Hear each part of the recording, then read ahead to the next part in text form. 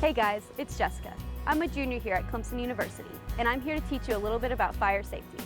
We as students have to do our part, and there are some fire safety policies that we must follow in all residence halls.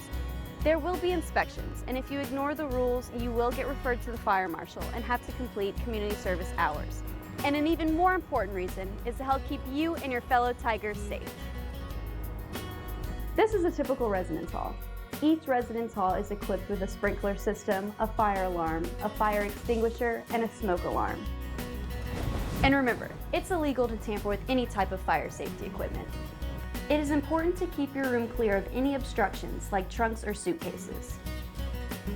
Everyone loves to show their Clemson pride, but sometimes these items can be safety hazards to both you and your fellow residents. Hanging items from pipes or your windows is prohibited. No halogen lamps are allowed in the dorms due to the heat given off, which can also be a fire hazard. We all bring a lot of electronic devices that need outlets or power strips. These must be only plugged directly into the wall outlet or a UL listed surge protector. Daisy chaining or piggybacking is not allowed. And extension cords, not allowed. Remember, don't place any wires under rugs or doors. When not in use, always unplug all electrical equipment. Cooking is not allowed in the dorm rooms, so make sure you leave your toasters, your hot plates, and your non-university approved microwaves at home.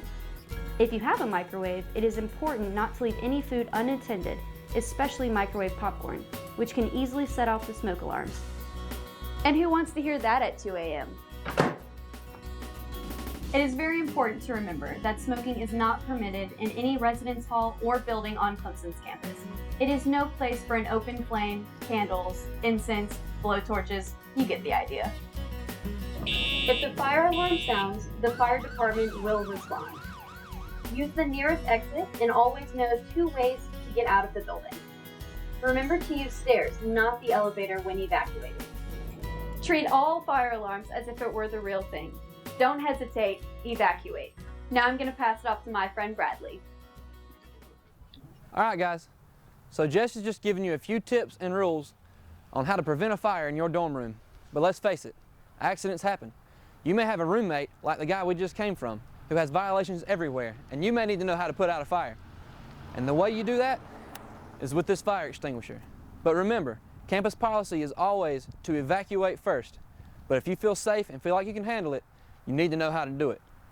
Now, to use this fire extinguisher, you're going to need to know the pass method: pull, aim, squeeze, and sweep.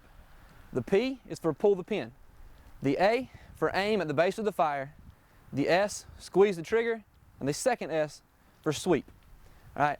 Now, when you pull the pin, you want to make sure you're going to twist it and pull it out. Otherwise, it's going to get stuck. Then you want to aim at the base of the fire, keep it low, make sure you get the source of the flames, otherwise you're not going to get anything accomplished. Then you'll squeeze the trigger and sweep 6 inches to either side of the fire to make sure you cover the whole fire. All right, now I'm going to demonstrate to you how this is done. First, you want to pick up your fire extinguisher, you want to check, make sure it's in the green. Now, it may say it's in the green, but you want to double check it. All right, make sure you practice off to the side, make sure that you have pressure and that you have powder. Now that you know you're good to go, keep your back towards the exit. Always know the way out. Keep your eyes on the flame. You want to know what's going on at all times. All right. Now, as you approach, you want to go ahead and be squeezing the trigger. All right. Go ahead, start squeezing. As you approach, aim at the base of the fire and sweep 6 inches to either side and make sure you get the whole thing. All right. You want to get it all out.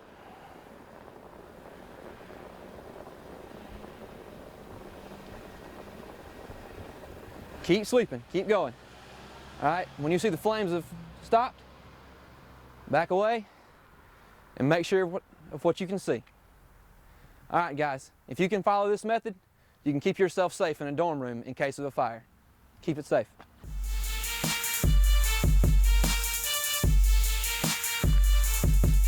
Brace yourself, I'll take you on a trip down memory lane. This is not a rap, but just a recap on what you've seen. These basic rules of fire need to be put inside your brain. Otherwise, you could cause damage and become a major pain. We just want to see you safe. That's why these rules are set in place.